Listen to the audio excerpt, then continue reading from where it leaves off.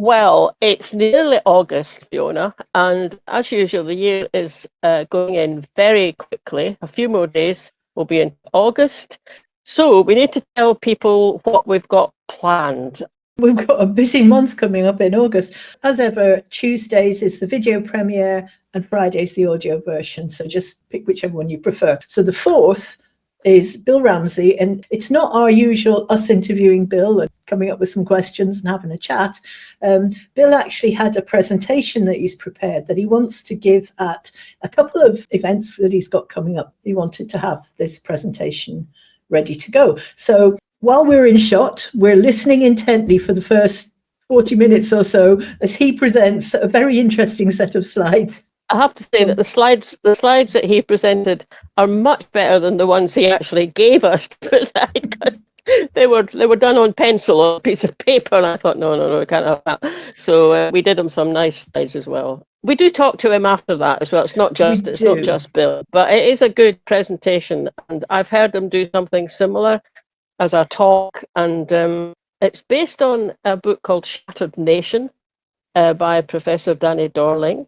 Bill read this book, and out of him reading that has emerged this talk. He talks about how the UK economy has altered post-World War II to the present, and just looks at the patterns in that. Now, Danny Dorling does the same thing, and Bill's kind of adapted that for Scottish environment and his own interests around inequality and trade unionism. It's a really good talk.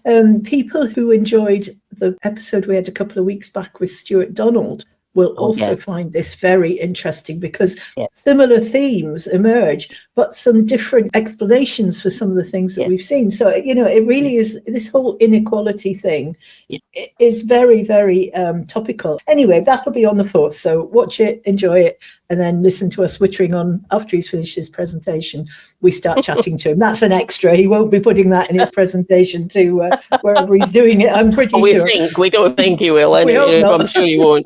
The following week, the 11th, we've got 2 young independent supporters, and by young we mean much, much younger than us, called Tommy and Sarah.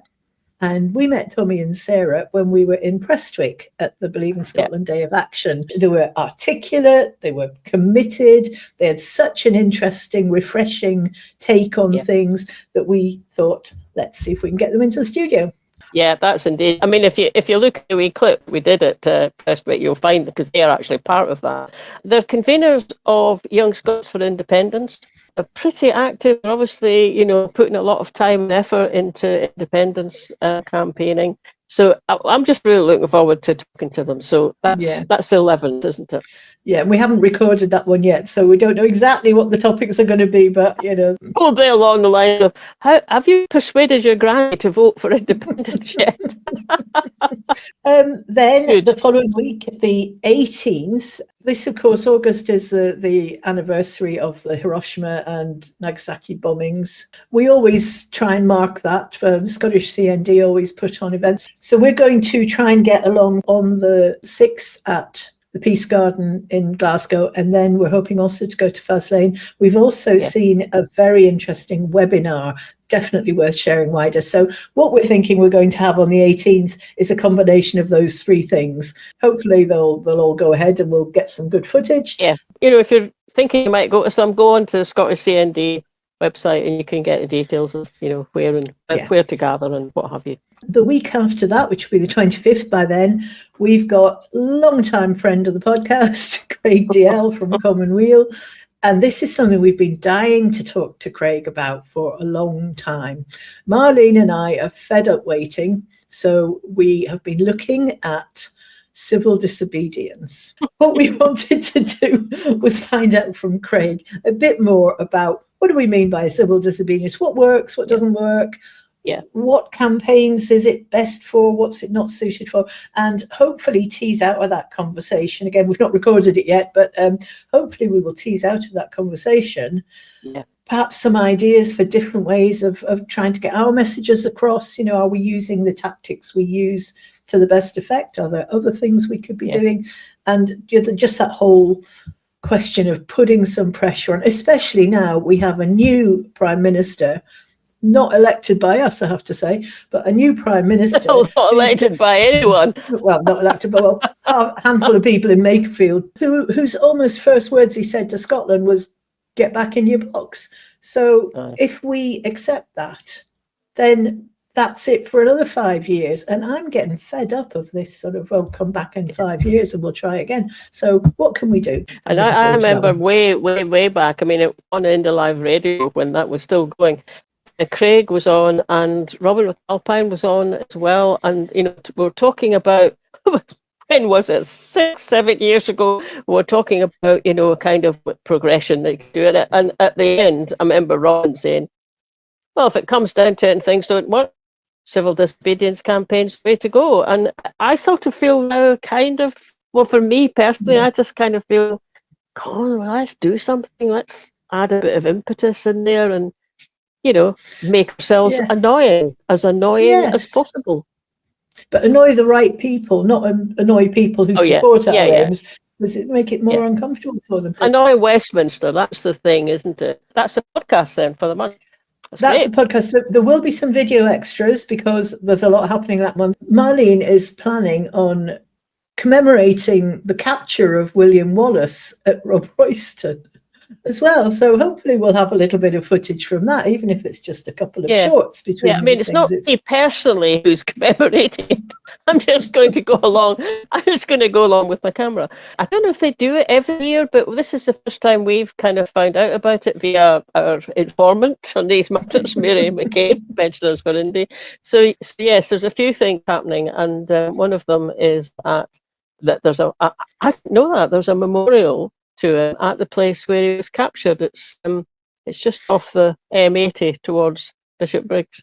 If he's looking down from wherever he's sitting, he might not want to remember that particular part of his journey. No, he'd probably be looking down, going, oh, for God's sake, you lot, get on with it. Events, we'll just run through the dates because I say that there's a lot happening. So the 1st of August, that's the Believe in Scotland Day of Action in Stirling, and that is starting off at 10:30 at the Roundel, which, if you know Stirling, is that bit, that raised round paving bit in the pedestrian area right in the centre of town. The 6th, with the Scottish CND Peace Garden at noon. The Peace Garden is in the Glasgow Botanic Gardens, Yes, that's at noon. And that I'm really looking forward to seeing that garden because last year we covered the opening of the Peace Garden. So it'd be lovely to see how it's come on over the year. Yeah. Then the 8th, so that's the Sunday, is a vigil at the North Gate at Faz Lane from noon. And in the evening is the Rob Royston event at 7:30. I think you said 7:30. Yeah. The Sail for Freedom is on the 15th, Saturday the 15th, and we have tickets for the 12:30 ferry across from Ardrossan to Brodick, where there is apparently a march at 2 p.m. If you want to know more about that, there is a Facebook page from the organizer called Sail for Freedom. We have met him. Very enthusiastic young man, and we've also invited him if he wants to come on the podcast to talk about the arrangements or give a bit of promo. He's welcome to do so. Drop us an email, indypodcasters@gmail.com, if you want to do that. We'll be happy to set that up. Failing that, we'll see you on the ferry. And then the 27th and 28th of August, Marlene and I have got 2 full days at Holyrood at the Festival of Politics. You might remember last year we went to the Danny Dorling event. We had a really good podcast came out of that. This time we've got about 4 events that we're covering over the 3 days. It might even be more than 4. I can't remember now.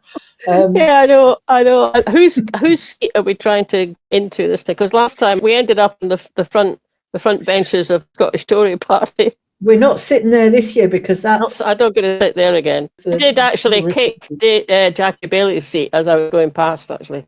I'm just beginning my civil disobedience campaign, you see.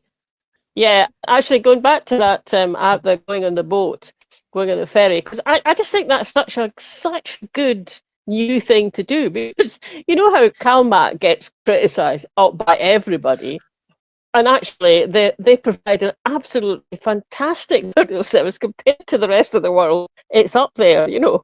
And I just think, so not only do we get to go to Arran and there's an event there, an indie event there, but we also get to go on the ferry and, you know, we can tell the guys on the ferry how much we appreciate them. And do you know what? I was astonished how cheap it is. The reason it is because it is subsidised by the Scottish Government. It's a marketing opportunity waiting to happen, Exactly. isn't it? It is. Mhm. It is actually, isn't it? And if you see it at any of these things, do come and say hello. We always love to meet people who listen to the podcast. Okay, enjoy your August. See you later. Thanks for listening, everybody. I hope you enjoyed that. If you want to make sure you're following us and subscribe to us, then you get notified every time we put something new out so you don't miss anything. That would be great. Also, you can click the little bell if you're watching on YouTube. And sign up for our mailing list. You can do that from the website, and we always send one out at the beginning of each month to tell you what's happening. Last but not least, you can buy us a coffee on coffee.com.